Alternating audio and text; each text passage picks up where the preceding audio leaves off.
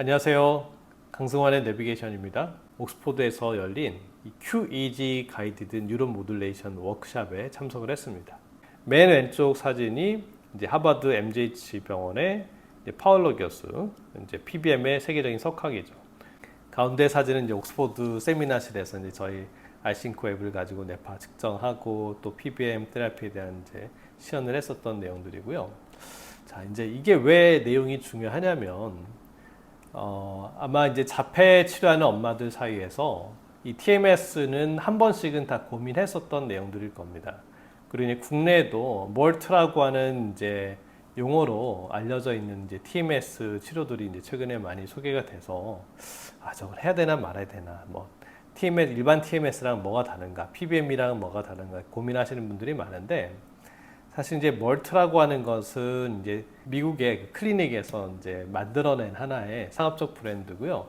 실제로는 QEEG 가이디드 TMS입니다.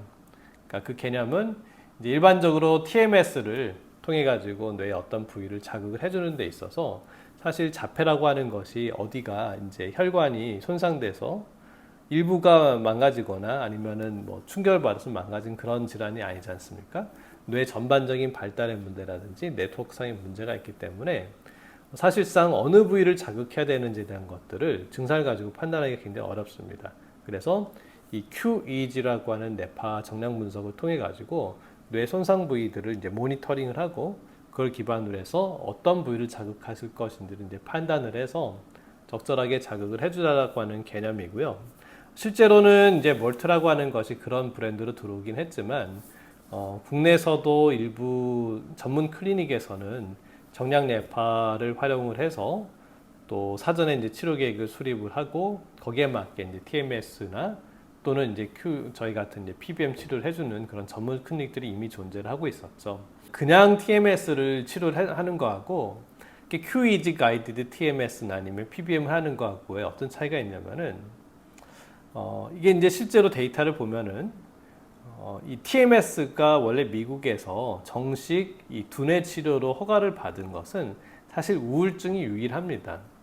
국내도 마찬가지고요. 그래서 이 우울증 말고 뭐 이명이라든지 자폐라든지 인지장애 같은 데 치료하는 것은 소위 말해서 오프라인 테라피, 오플라벨 테라피, 즉 허가 외 치료인 것이죠. 즉 실제로는 이제 자폐라든지 다른 이명증 같은데 치료 적응증으로 허가를 받지는 않았습니다.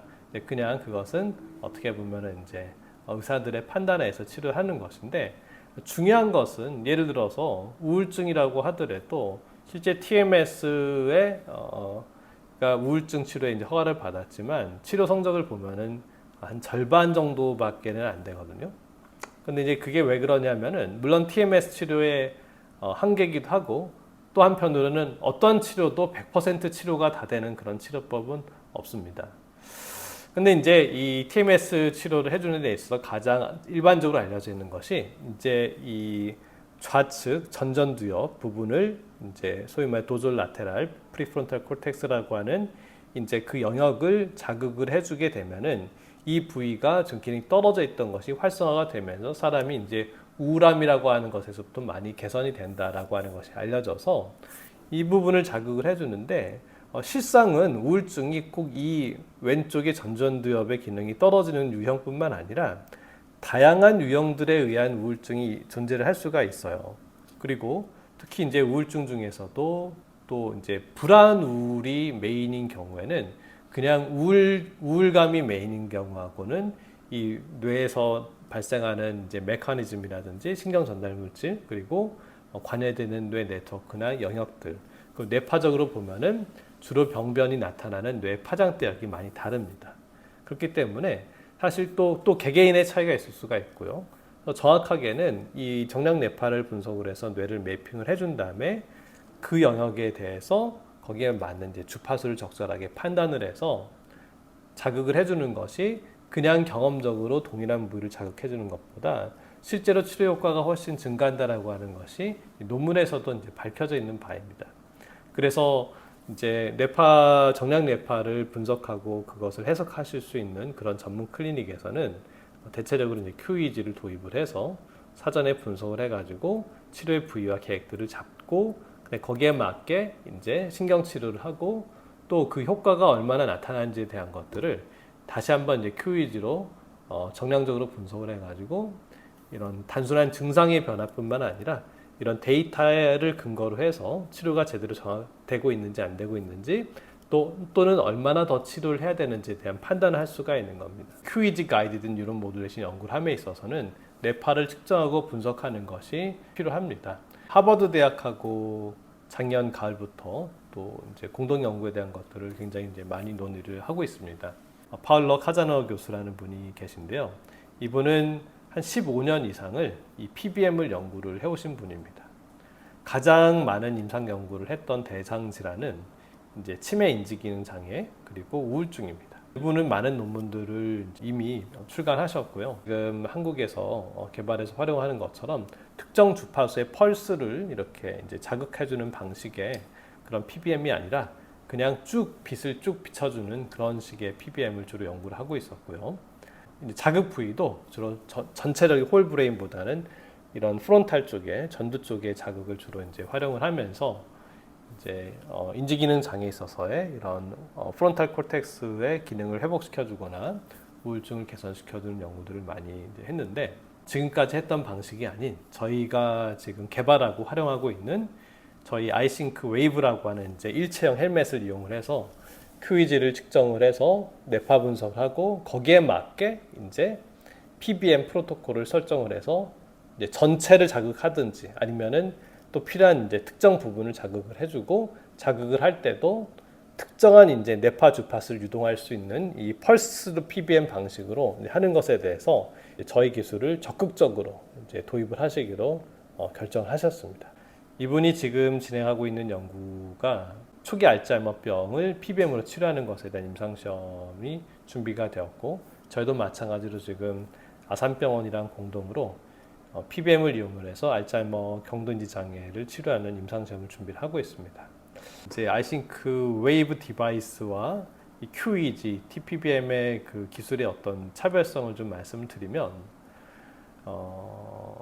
지금 멀트 같은 데서 쓰는 이제 뇌파 분석 툴을 제가 좀 이렇게 살펴보니까 이 뇌파 분석에 있어서의 그런 분석 툴이 일단 한국인에 표준화되어 있는 그런 툴은 아닌 것 같아요. 소아 청소년들은 이 뇌파가 이제 나이를 먹음에 따라서 굉장히 다이나믹하게 변하기 때문에 그거를 정확하게 판단하려면 한국인의 표준화된 건강인들의 정상적인 뇌 발달을 모니터링할 수 있는 그런 표준 데이터베이스가 있어야 됩니다. 그 데이터베이스를 근간으로 해서 이 하나하나의 아이들의 뇌파 패턴이 지금 정상하고 상대적으로 얼마나 차이가 있는지에 대한 것들을 정확하게 분석을 해서 궁극적으로는 그 정상적인 패턴을 회복시켜 줘야 되는 것이죠. 그래서 이제 저희는 지금 제가 한국인 뇌파 데이터 센터를 서울대학교 교수로 있을 때 이제 계속 그 DB를 개발해서 현재 그거를 탑재한 이제 QEEG 분석 솔루션을 활용하고 있기 때문에 우리 아이들의 뇌 발달에 있어서 조금 더 표준화된 데이터를 통해서 정확하게 측정 분석을 할 수가 있을 걸로 기대를 하고요. 그리고 디바이스가 뇌파 측정뿐만 아니라 이제 PBM도 같이 컴바인드 되어 있기 때문에 방문해서 할 뿐만 아니라 집에서도 쉽게 보호자들이 아이들의 뇌파를 측정을 하고 그 측정된 데이터를 온라인상에서 분석한 것을 같이 볼 수가 있다는 점, 그리고 그걸 기반으로 해서 아이들에게 맞는 증상과 뇌파 변화에 맞는 PBM을 원격으로 처방할 수 있고 집에서 그것을 바로 앱에 받아서 집에서 이제 대여한 장비를 가지고 할 수가 있다는 점, 이런 점에서 TMS라든지 멀트 또는 다른 치료하고는 좀 더 이제 차별화된 치료라고 볼 수가 있겠습니다. 자, 오늘은 이것을 마치겠습니다. 감사합니다.